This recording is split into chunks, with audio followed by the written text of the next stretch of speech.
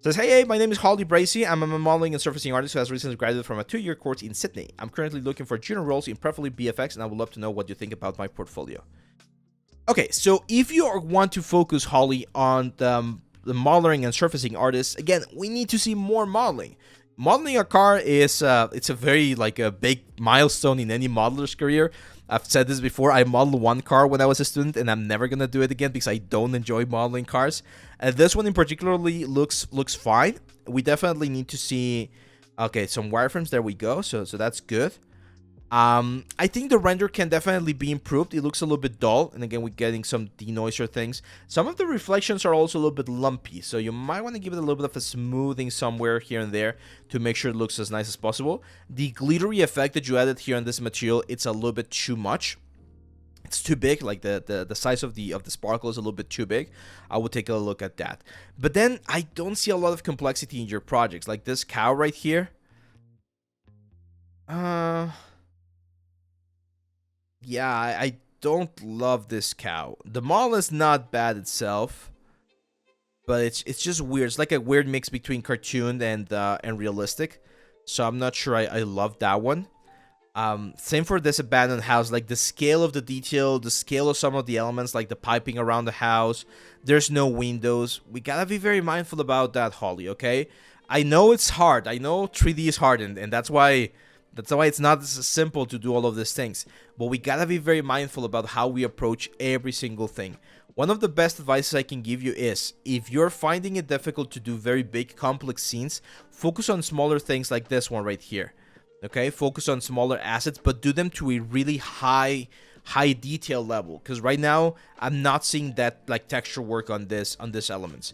Again, if I could recommend a course, the substance course definitely, and in the presentation course, like the presentation workshop course as well, because those ones can really help you like create something that's a little bit more interesting. Okay, because some of these models do look a little bit on the simple side of things.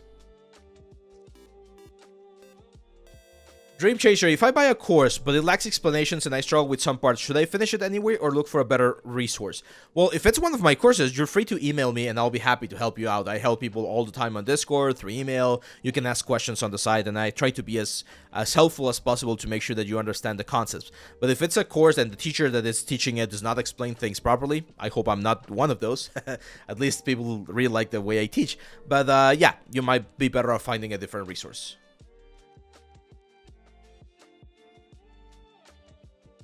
Let's see.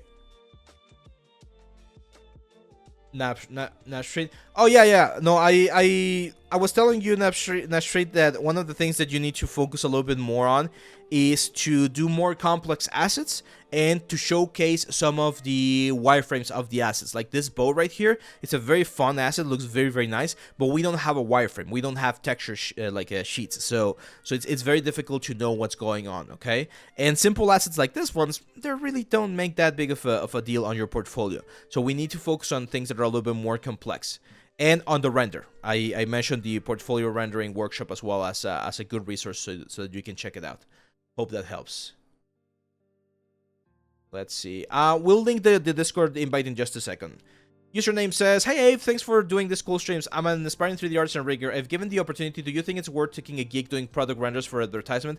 If my end goal is animated features, I just don't want to get stuck there for a long time not being able to work towards my goal. How do I manage creative satisfaction in such a situation?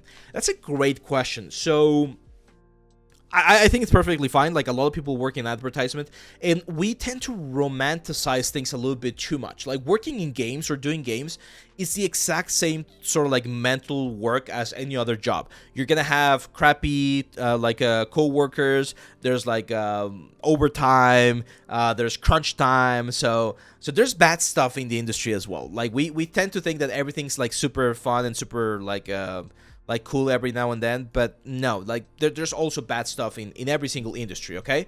So make sure that you understand that at the end of the day, it's just a job.